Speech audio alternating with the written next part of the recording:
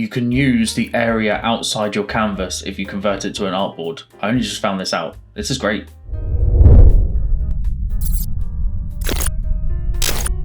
So here's the problem. We have all this blank space around lovely Bimo here. If I grab Bimo and drag him off, it's gone. But if you convert your canvas to an artboard by right-clicking here, going to Artboard tool, and then you can just drag over your canvas, and we magically have an artboard. Go back to your movement tool, grab Bimo, magic. Now you can work on your canvas while having reference images around it. That makes life a lot easier.